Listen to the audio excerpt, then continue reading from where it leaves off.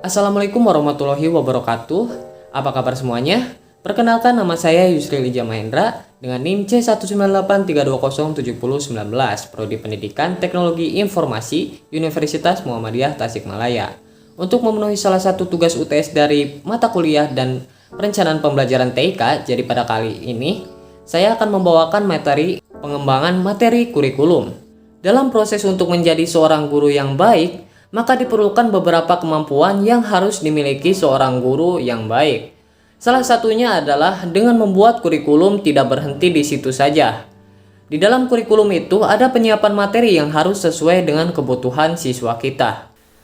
Dan seiring berjalannya waktu, guru pun terkadang akan terjebak dalam sebuah perulangan cara mengajar yang telah diajarkan oleh seniornya. Seperti cara mengajar ceramah, tes, ujian, dan diakhiri dengan memasukkan nilai. Padahal seharusnya seorang guru itu bisa memberikan materi yang lebih baru dan lebih memberikan semangat kepada siswa lainnya. Materi yang disiapkan dengan kurikulum yang baik akan memiliki sebuah konsep yang mudah diterima dan dijelaskan kepada muridnya. Di dalam proses pengajaran ada beberapa komponen yang harus diperhatikan, yaitu dari seorang guru, murid, dan yang terakhir yaitu sebuah materi yang akan dijelaskan. Dan dalam mengajar ini merupakan sebuah komunikasi atau pengolahan dan penyampaian penerimaan. Dalam komunikasi, terdapat beberapa komponen yang harus diperhatikan agar komunikasi tersebut dapat berjalan dengan sukses. Di antaranya, 1. Guru dituntut untuk memahami isi, terampil dalam menjelaskan, bisa menafsirkan pesan agar sesuai dengan siswanya, dan mendapatkan kepercayaan dari anak muridnya. 2. Siswa dituntut untuk memiliki kemampuan memahami dan menafsirkan pesan yang disampaikan oleh guru. 3. Informasi yang disediakan guru haruslah menarik dan sesuai dengan kebutuhan siswanya. Ditambah media yang sangat mendukung, maka informasi itu akan langsung disampaikan. Kurikulum memiliki sumber materi yang menjadi faktor keseimbangan pendidikan. Berikut sumber-sumber tersebut diantaranya. 1. Masyarakat sebagai sumber kurikulum. Sekolah berfungsi untuk mempersiapkan anak didik agar dapat hidup di masyarakat. Kebutuhan masyarakat lingkungan sekitar atau lokal sangatlah diperlukan.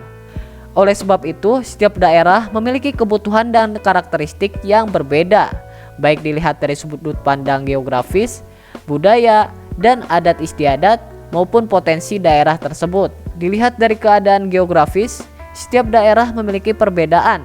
Misalnya, ada daerah pegunungan, pesisir, dan daerah perkotaan. Perkembangan budaya nasional adalah perkembangan budaya yang terus-menerus yang selama ini ada dalam status in the making. Oleh karenanya, materi kurikulum selamanya harus berubah sesuai dengan kemajuan dan perkembangan masyarakat. Globalisasi merupakan gelombang yang sangat hebat menerap seluruh kawasan dunia. Siap atau tidak, kita tidak mungkin menghindar dari arus globalisasi itu sendiri. Oleh sebab itu, arus globalisasi bukan untuk dihindari, akan tetapi merupakan sesuatu yang harus kita hadapi. Materi kurikulum sebagai alat pendidikan harus bersumber dari kepentingan masyarakat global. 2. Siswa sebagai sumber kurikulum. Di samping masyarakat beserta kebudayaannya, penetapan materi kurikulum juga dapat bersumber dari siswa itu sendiri. Mengapa siswa harus dijadikan sumber dalam penetapan isi kurikulum? Ya, hal itu disebabkan tugas dan fungsi pendidikan adalah untuk mengembangkan seluruh potensi siswa tersebut. Maka tidak heran kalau kebutuhan anak harus menjadi salah satu sumber materi. Ada beberapa hal yang harus diperhatikan dalam rumusan isi kurikulum dikaitkan dengan siswa, yakni A. Kurikulum sebaiknya disesuaikan dengan perkembangan anak. B. Isi kurikulum sebaiknya mencakup keterampilan, pengetahuan, dan sikap yang dapat digunakan siswa dalam pengalamannya sekarang dan juga berguna untuk menghadapi kebutuhannya pada masa yang akan datang. C. Siswa hendaknya didorong untuk belajar berkat kegiatan sendiri dan tidak sekedar hanya penerimaan secara pasif apa yang diberikan oleh guru tersebut. D. Apa yang dipelajari siswa hendaknya sesuai dengan minat dan keinginan siswa. 3. Ilmu pengetahuan dan sumber kurikulum. Ilmu adalah pengetahuan yang terorganisir secara sistematis dan logis. Selain itu, terdapat tahap dalam penyeleksian materi kurikulum yang harus dilakukan. Tahap penyeleksian materi kurikulum adalah langkah-langkah yang harus dilaksanakan oleh pengembang materi kurikulum dalam menentukan isi atau muatan kurikulum. A. Identifikasi kebutuhan atau need assessment. B. Mendapatkan bahan kurikulum atau assess the curriculum material. C. Analisis bahan atau analisis the material. D. Penilaian bahan kurikulum atau appraisal of curriculum material. E. Membuat keputusan mengadopsi bahan atau make an adoption decision. Selanjutnya ada jenis-jenis materi kurikulum yang dipelajari siswa. Biasanya materi kurikulum yang harus dipelajari siswa ini terdiri dari beberapa fakta, konsep, prinsip hukum, dan keterampilan. Fakta merupakan pengetahuan yang berhubungan dengan data spesifik atau tunggal, baik yang telah maupun yang sedang terjadi. Selanjutnya, yang dapat dalam menentukan kriteria materi kurikulum tersebut, maka dibutuhkan beberapa pertimbangan baik, ditinjau dari sudut pandang siswa dan lainnya, yakni A. Tingkat kematangan siswa.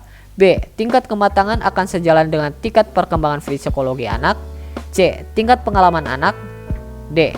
Taraf kesulitan materi. Dalam pembahasan selanjutnya, kita akan belajar mengenai strategi pengembangan kurikulum.